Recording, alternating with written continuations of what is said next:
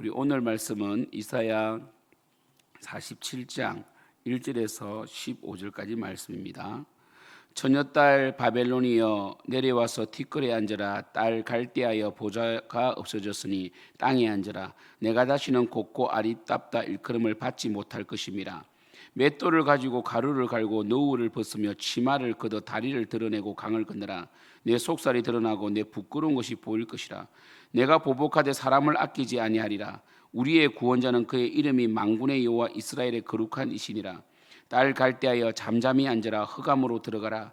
내가 다시는 여러 왕국의 여주인이라 일컬음을 받지 못하리라.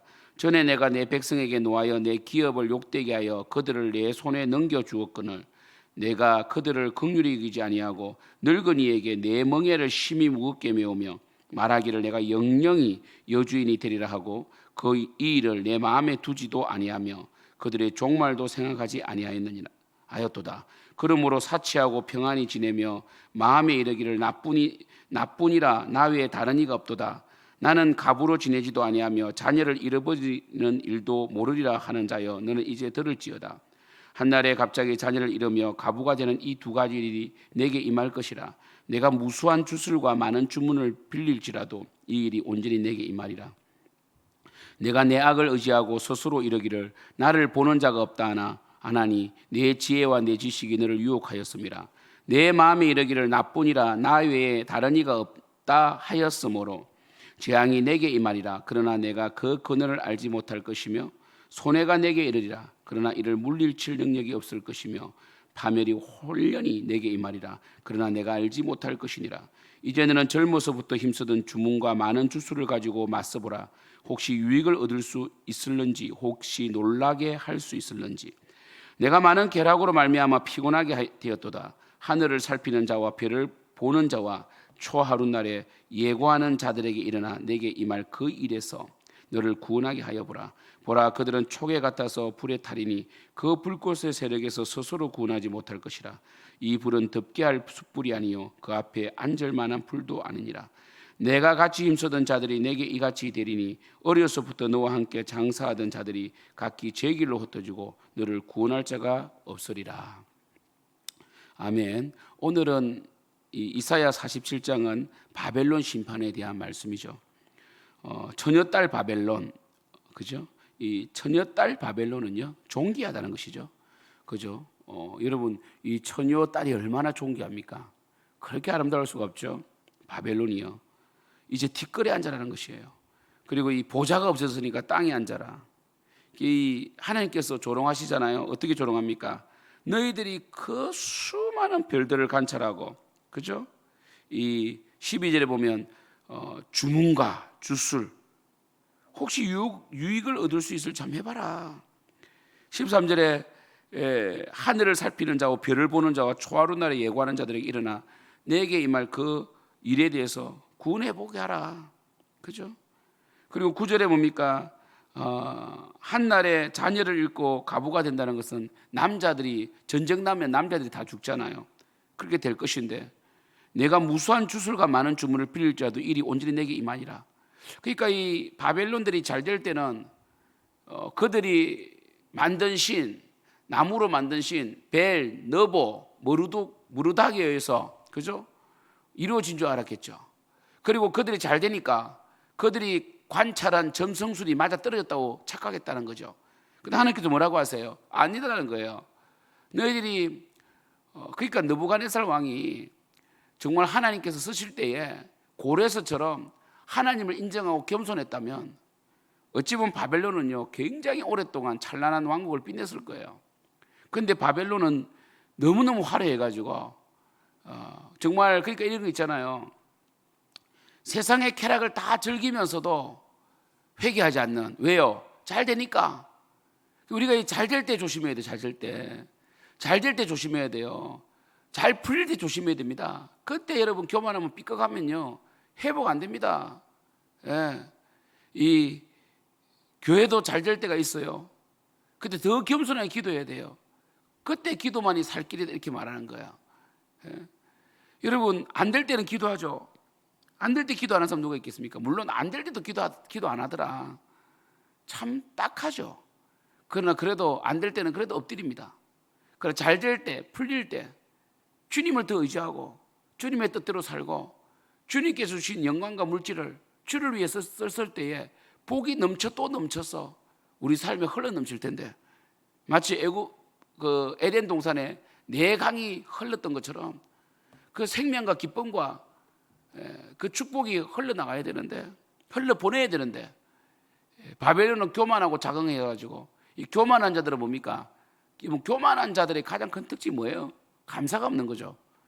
천상천하 유아독존이에요. 자기가 잘 돼서 그렇다는 거예요. 정말 그 많은 사람들이 도와주고 격려해 줬던 거 다 잊어버리고, 거만해져가지고 목이 곧아서 마치 자기가 잘 된 것처럼 반드시 여러분 추락해요. 추락합니다. 바벨론이 그랬다는 거예요. 여러분, 바벨론은 그러면 1차적으로 하나님 앞에 교만했죠. 그러나 바벨론의 그 특징이 뭡니까?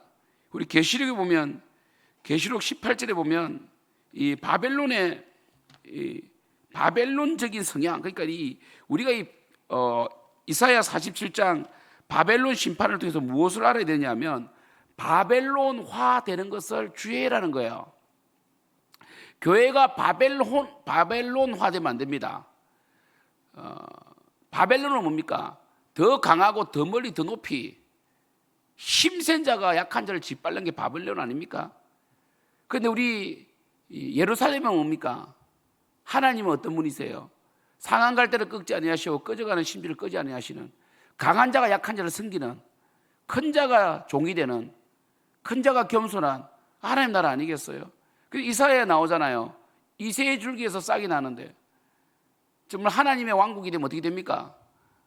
어린 양이 이리와 함께 뒹굴고 춤추고 독사의 구루에 아이가 손을 넣어도 물지 않는, 사자가 풀을 먹는, 힘을 통제하고 힘을 약한 자를 위해서는 정말 이 바벨론스럽지 못한 그 예루살렘의 그 통치, 사랑의 통치, 많이 가진 자가 약한 자를 섬기는, 바로 그것이 바로 바벨론화 되지 않았다는 거예요. 그래서 계시록 18장 1절에 보면 이 일 후에 다른 천사가 하늘에서 내려오는 것을 보니 큰 권세를 가졌는데 그의 영광으로 땅이 환하여지더라. 힘찬 음성으로 외치르되 무너졌도다 무너졌도다. 큰 성 바벨론이여, 귀신의 처소와 각종 더러운 영이 모이는 곳과 각종 더럽고 가증한 새들이 모이는 곳이 되었도다. 이런 바벨론이 어떤 곳입니까? 귀신의 처소라는 거예요. 귀신의 처소라는 것은 뭐 귀신이 들락날락한다, 뭐 남낭 특직 전설의 고향 이런 뜻이 아니라 하나님의 통치가 없는, 오직 악하고 탐욕적이고 음란만 가득한, 그게 귀신의 처소 아닙니까? 하나님의 통치가 이루어지지 않는 곳이에요. 귀신의 처소와 각종 더러운 영 뭡니까? 더러운 짓을 하는 거죠.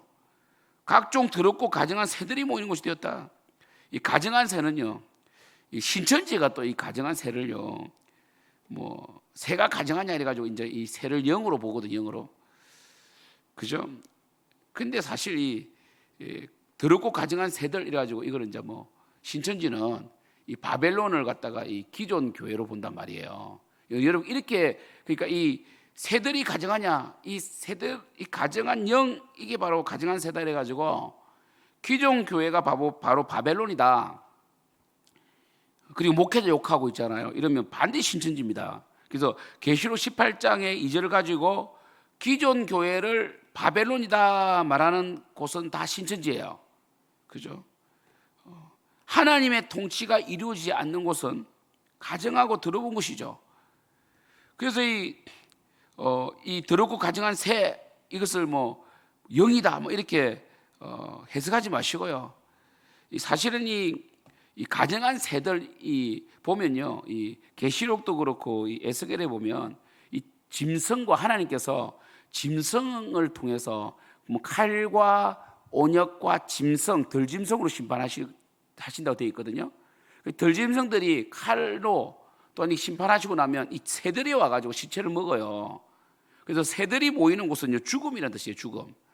그래서 가증한 새들이 모인다는 것은 이 시체를 뜯어먹는 새들, 그러니까 이 선한 것이 없고 거룩하지 못하다 이런 쪽으로 보셔야지, 이것을 너무 영해를 해가지고 또 가정한 새들이 가지고 그걸 또 너무 또 뭐 영 이래 가지고 뭐 사람의 가정한 영 뭐 이렇게 너무 해석해 가지고 이래저래 끼 맞추면요, 그게 본질이 아니잖아요. 이거는 뭡니까? 바벨론은 하나님의 통치가 이루어지지 않는 곳이다. 이게 중요한 거예요. 여러분들도 하나님의 통치를 받지 않으면 계속 뭡니까? 악한 자가 여러분을 미혹한단 말이에요. 교회도 마찬가지입니다. 기도하지 아니하고 말씀에 순종하지 아니하면, 예수님께서 뭐라고 했어요? 예루살렘 교회에 오셔가지고 너희들은 아버지의 집을 뭐라고 했어요? 뭡니까? 강도의 소굴로 만들었다. 내 집은 만민이 기도하는 집이다. 기도하지 않고 하나님의 뜻대로 살지 않으면 가정한 곳이 돼요. 여러분 뭐 바벨론만 가정했고 바벨론만 이랬습니까? 예수님 당시 예루살렘 교회도, 예루살렘 성전도 예수님 보시기에는 가정했습니다. 더러웠고, 그리고 그 귀신의 영들이 득실거리는 그 사도교인들과 대제사장들이 정말 백성들의 불을 착복하는 강도의 소굴이었지 않았습니까? 그러니까요. 그래서 아무튼 이 기존 교회를요 너무 욕하고 이러면요 이단일 수 있어요. 3절에 그 음행의 진노의 포도주를 말미암아 만국이 무너졌다. 그러니까 바벨론은요, 그러니까 하나님께서 예루살렘을 통하여 다른 열국도 복받기를 원하셨다면, 바벨론은요 하나님의 통치가 이루어지지 않으니까, 하나님의 통치가 없는데 힘이 있으니까 오히려 주위 나라들을 무너뜨리는, 주위 나라를 타락시키는 존재가 되었다는 거죠. 또 땅의 왕들이 그와 더불어 음행하였다. 그러니까 왜요? 바벨론이 힘이 있으니까 바벨론의 삶의 방식대로 살아야만이 바벨론에게서 살아남을 수 있으니까. 그죠? 땅의 상인들도 그 사치의 세력으로 치부하였다 이렇게 되어 있단 말이에요. 그러니까 이렇게 사치하고 음란하고 폭력적인 이 바벨론이 무너졌다는 거거든요. 그럼 이 모든 힘의 스포팅이 뭐 있느냐? 바로 그 점술가들, 바벨론의 힘을 합리화시키는 그 점쟁이들, 점술가들, 주술 이런 거였다는 거죠. 아니었다는 거죠. 하나님이 바벨론을 딱 한 번 쓰신 거예요. 이스라엘을 징계하시기 위하여. 그런데 이 바벨론이 교만해가지고 하나님을 무시하고 하나님의 성전 기명을 꺼내와가지고 벨사사 왕이 술을 마시잖아요. 하나님께서 바로 멸망시켜 버립니다. 바로 멸망시키죠. 사랑하는 성도 여러분, 오늘 저는 여러분에게 바벨론의 멸망이 만큼이나 이 시대 교회도, 개인도, 가정도 하나님을 사랑하지 아니하고 하나님의 방식대로 살지 않으면 폭력과 음란과 사치와 그리고 탐욕이 여러분 가정을, 여러분 개인의 영혼을, 그리고 교회를 무너뜨릴 거예요. 하나님께서 무너뜨릴 겁니다. 그래서 교회는 많은 일을 하는 것이 아니에요. 교회는 예배하고 거룩성을 유지하고 하나님의 방식대로 사랑의 법으로 통치하고 서로 이해해주고, 힘이 있는 자가 힘이 없는 자를 섬기고, 힘이 없는 자는 힘 있는 자들을 통하여 힘을 얻고 평균케 되고 평탄케 되어 하나님을 찬양하는 것이 되어야 됩니다. 그래서 교회에서도 바벨론스럽게 음행하고 힘을 자랑하고 탐욕적이고, 그리고 강한 자가 약한 자를 짓밟고 힘 있는 자가 득세하고, 그게 뭡니까? 귀신의 처소와 더러운 영이 모이는 곳이 되어버린다는 것이죠. 사랑하는 성도 여러분, 우리 교회가 비록 작지만 거룩한 교회, 한 영혼이라도 하나님 마음에 합한 자들을 길러내는 목회자와 성도가 되기 위하여 부단히 몸부림치는 그런 교회가 되기를 축복합니다. 기도하겠습니다.